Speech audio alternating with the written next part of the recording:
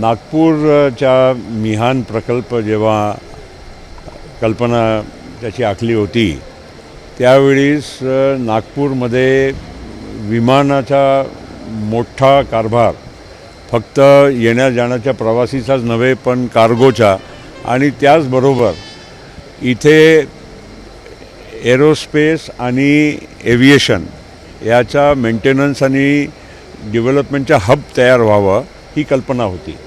आणि सुरुवातीला म्हणून जेव्हा मी सिव्हिल एव्हिएशन मंत्री होतो आपण इथे एअर इंडियाच्या पहिला MRO नागपूरमध्ये मोठे विमानं वाईड बॉडी ज्यांना म्हणतात मोठे विमानाच्या मेंटेनन्ससाठी आपण तयार केला होता आणि बोईंगकडून त्या पूर्ण कामाची आपण ग्रांट घेतली होती कारण त्या काळात आपण मोठ्या प्रमाणात विमान खरेदी केले होते आणि म्हणून नागपूरच्या मिहानमध्ये एअर इंडियाचा MRO जवळपास 15 वर्ष अगोदर सुरू झाला। त्याच धर्तीवर इथे गडकरी साहेब देवेंद्रजी आणि आम्ही सगळ्या लोकांनी इथे डासाव म्हणजे राफेलची जेव्हा डील झाली होती त्यावेळीस इथे डासावनी इथे काहीतरी ॲक्टिव्हिटी सुरू करावी आणि शक्य असेल तर येणाऱ्या काळात विमान तयारसुद्धा इथेच करावे ही कल्पना घेऊन इथे डासावच्या पण आपला मिहानमध्ये कामकाज सुरू झालं।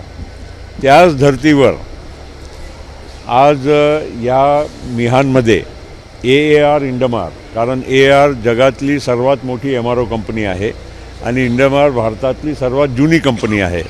सुदैवानं माझा चिरंजीवच त्या कंपनीचा मालक पण आहे आणि त्यांनी जेव्हा कल्पना केली की आम्ही या कामामध्ये जावं आणि मोठ्या प्रमाणात ते याच्या म्हणजे उभारणी करावी त्यावेळी माझ्याशी त्यांनी जेव्हा चर्चा केली मी म्हटलं आपण मूळ विदर्भातलेच आहो आपलं घर विदर्भ आहे गोंदिया आहे नागपूर आहे म्हणून जे काही आपण या दिशांनी काम केलं तर आपल्या या नागपूरच्या मिहानमध्येच करावं आणि त्या हिशोबाने इथे हा AR इंडमारच्या या फॅसिलिटीच्या इथे तयार झाली आणि त्याचा आज विधिवत उद्घाटन होणार आहे। कोविडच्या काळात त्याचा सॉफ्ट लॉन्च सुरू होता आणि म्हणून इंडिगोचे विमानं इथे यायला सुरू झाले इतर कंपनीचे पण यायला सुरू झाले खाजगी पण विमान यायला सुरू झाले। आता काही दिवसापूर्वी देवेंद्रजीच्या हस्ते एअरबस आणि इंडमारच्या MRO याचा पण इथे म्हणजे उद्घाटन झाला होता आणि येणाऱ्या काळामध्ये या कंपनी फक्त विमानाच्या दुरुस्तीच्याच काम करणार नाही पण कंपोनंट मॅन्युफॅक्चरिंग त्याचबरोबर येणाऱ्या काळामध्ये हेलिकॉप्टर किंवा विमानाच्या पण मॅन्युफॅक्चरिंग किंवा त्याचे मोठे कंपोनंट्स हे सुद्धा इथे तयार करणार आहे। आणि आज इथे 30 एकर जागा आहे काही पार्टमध्येच हे कामाची सुरुवात झाली आहे अजून याचा फेज 1, 2, फेज 3 हे पण येणार आहे आणि अजून 20 एकर जागा शेजारी घेऊन तिथे बाकीच्या जे मॅन्युफॅक्चरिंगचं जे काम आहे ते तिथे होणार आहे। फुलफेजमध्ये जेव्हा आलं तेव्हा किती रोजगार निर्मिती आत्ता तरी 300-350 लोकांच्या पहिल्या चरणमध्ये काम आता आहे पण याच फॅसिलिटीमध्ये 1200-1500 लोकांना आणि ते पण स्किल्ड आणि टेक्निकल लोक आहे कारण विमान दुरुस्तीचं काम हे अतिशय टेक्निकल काम आहे यामध्ये स्किल्ड मॅनपॉवर लागते।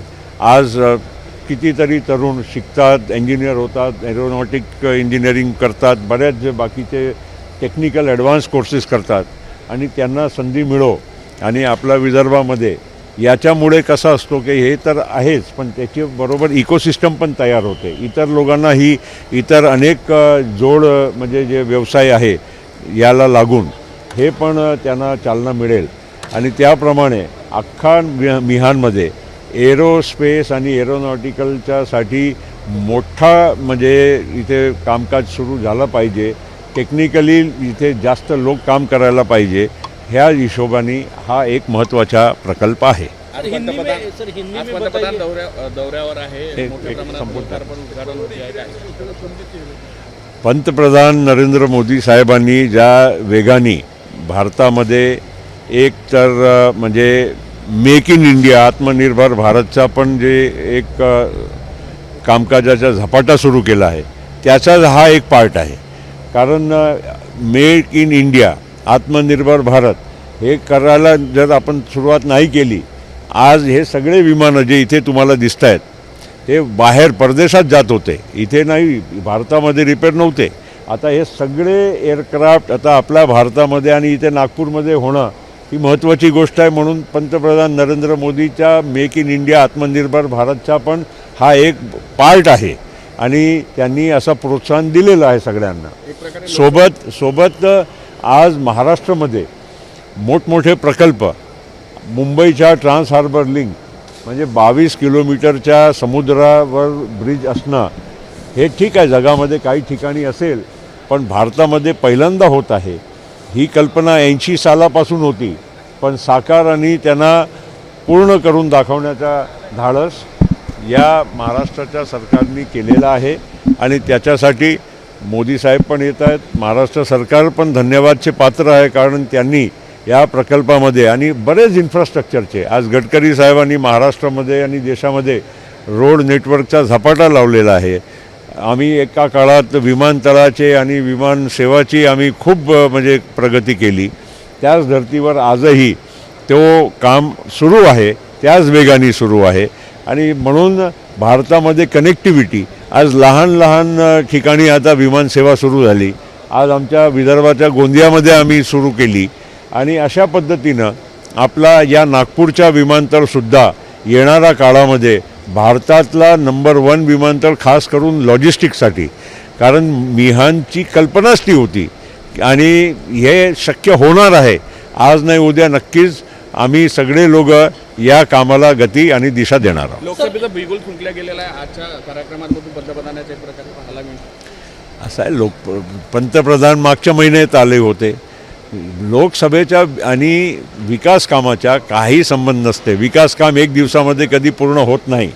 हे सगळे कामं वर्षानुवर्ष लागतात आणि त्याप्रमाणे मोदी साहेबांनी आणि भारत आणि राज्य सरकारनी ज्या पद्धतीनं इन्फ्रास्ट्रक्चर किंवा अनेक विकासाचे काम हे सुरू केले आहे, तर त्याप्रमाणे आज नक्कीच महाराष्ट्राची आणि देशाची आणि खास करून तरुण पिढी ज्यांना आज रोजगार आणि एक फ्युचर पाहिजे, त्यांना खूप सारी चांगली चालना मिळत आहे. शिंदेच्या बाजूने ज्या पद्धतीने निकाल लागला तसाच काहीसा निकाल जो आहे तो तुमच्या गटाच्या बाजूने लागेल अशी धाकधूक द्या शरद पवारांनी खुद्द बोलून टाकली. बघा, जे न्यायिक प्रक्रिया आहे, कारण स्पीकर पण एक ज्युडिशियल अथॉरिटी आहे, त्याचप्रमाणे इलेक्शन कमिशन ज्युडिशियल अथॉरिटी आहे आणि त्याचप्रमाणे कोर्ट्स आहे.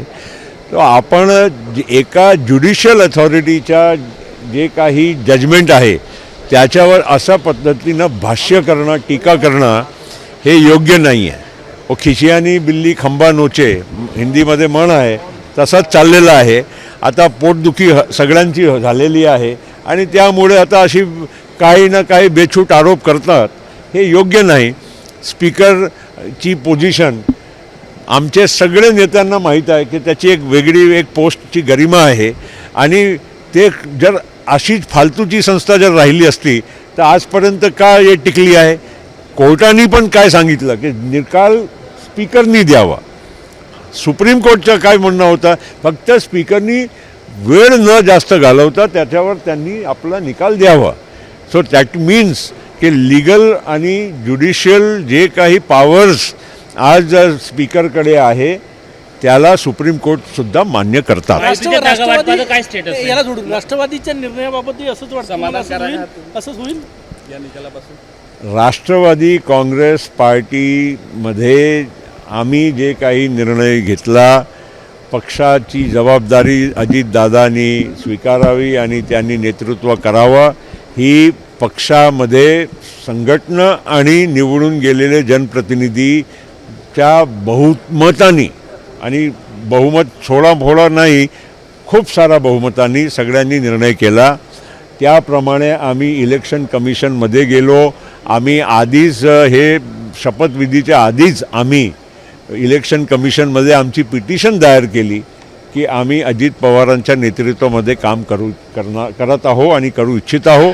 म्हणून हे आमची आणि शिंदेसाहेबांची केस जरी वेगळी असली, नक्कीच एक आहे की लिगल सगळ्या विषयावर आम्ही माहिती घेतली आणि त्याप्रमाणेच हा निर्णय आम्ही केला आहे. महायुतीच्या जागा वाटपाचं काय स्टेटस आहे सध्या महाराष्ट्रात? महायुतीच्या जागामध्ये अजून अधिकृत चर्चा झालेली नाही, पण येणारा काही 7-8-10 दिवसामध्ये नक्कीच आम्ही बसून आणि फार काय अडचण जाणार नाही हे आम्हालाही मान्य आहे की आज भारतीय जनता पार्टी लोकसभेच्या हिशोबाने मोठा पक्ष आहे.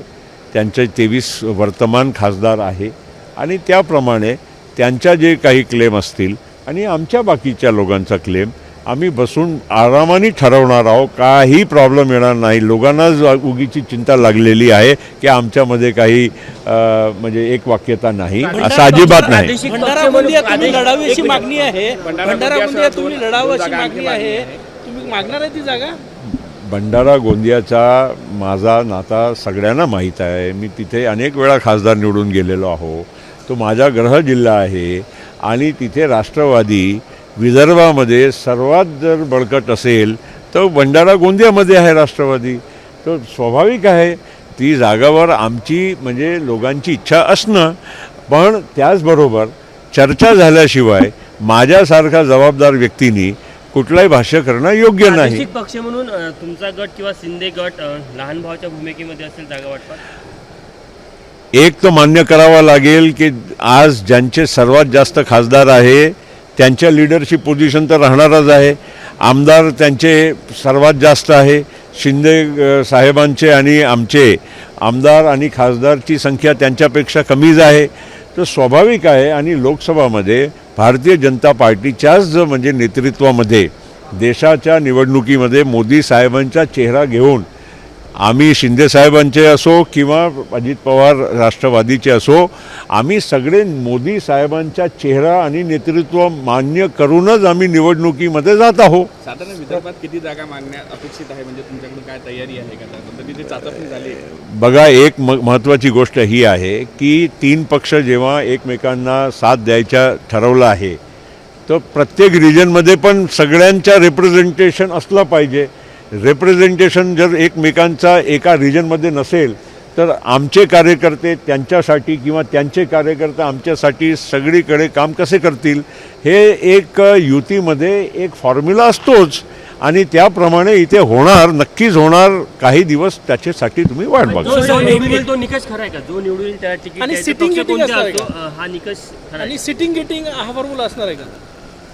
बघा, हे सिटिंग गेटिंगचा अजून चर्चा जेव्हा होईल हा बरेच विषयी म्हणजे त्यावेळीच त्याचा खुलासा होईल. आज मी भाष्य करणं योग्य नाही. निकष काय असेल पण कुणाला द्यायचं? अरे निकष पण मी आताच सांगितलं ना की भारतीय जनता पार्टीचे 23 खासदार आहे. ते सर्वात मोठा पक्ष आहे. आमदारही त्यांचे 105 आहे. त्यांच्या म्हणजे पक्षाचा म्हणजे लिडरशिप पोझिशनला आम्हाला म्हणजे अमान्य करताच येणार नाही. सर एक शेवटचा सर हिंदी एक मिनिट. मी भंडारा गोंदियासाठी आग्रह काही केलेला नाही, पण जेव्हा तुम्ही तयारीची गोष्ट करतात तो मी सदैव 365 दिवस भंडारा गोंदियाच्या लोकांच्यासाठी काम करतो आणि म्हणून मला तयारी कुठली करावा लागत नाही. सर ये हिंदी में बताइए. ये भंडारा गोंदिया लोकसभा क्षेत्र का मैं अनेक बार वहाँ से सांसद चुना गया हूँ और मेरा वो गृह जिला है. राष्ट्रवादी कांग्रेस पार्टी पूरे विदर्भ में सभी जिलों में है, लेकिन सबसे स्ट्रॉन्ग हमारा गोंदिया भंडारा ज़िले में हमारा संगठन है और हमारा काम है, हमारे विधायक है. जहाँ तक मैं हूँ, मैं तो हमेशा हमारे ज़िले के 365 दिन लोगों के साथ रहा हूँ, जुड़ा हूँ, काम करता हूँ, विकास के काम करता हूँ. मुझे कोई तैयारी करने के लिए समय नहीं लगता है. मैं सदैव तैयार रहता हूँ. मगर ये सब बात, मैं एक जिम्मेदार आदमी हूँ. मुझे जब तक हमारी तीनों पार्टी में चर्चा नहीं होती कोई भी इसमें भाष्य करना योग्य नहीं लगता. सर जिस तरीके का डिसीजन स्पीकर ने दिया है, कहा जा रहा है कि एनसीपी के संदर्भ में भी ऐसा ही डिसीजन है. आप क्या एक्सपेक्ट करते हैं? स्पीकर कॉन्स्टिट्यूशनल अथॉरिटी है, जुडिशियल अथॉरिटी है. ये बात तो हम सभी मानते हैं. इस देश में सुप्रीम कोर्ट ने भी क्या कहा कि डिसीजन स्पीकर नहीं लेना चाहिए. सुप्रीम कोर्ट ने जो डिसीजन लेने का नहीं तय किया था, क्योंकि वो खुद ही उनको मान्य है कि सुप्रीम कोर्ट को कि स्पीकर कॉन्स्टिट्यूशनल अथॉरिटी है और कॉन्स्टिट्यूशनल अथॉरिटी के दायरे में कोई भी हस्तक्षेप नहीं करेगा। सिर्फ सुप्रीम कोर्ट ने क्या कहा था कि विलम्ब हो रहा है, बहुत दिन हो गए हैं, इसलिए आप जरा इसके बारे में जल्दी डिसीजन लीजिए। इसमें अगर आज डिसीजन हुआ है तो किसी को भी उसमें दर्द होने का, दुख होने का या अपनी गलत सलत टीका टिप्पणी करने का अधिकार नहीं है। एबीपी माझा, उघडा डोळे बघा नीट।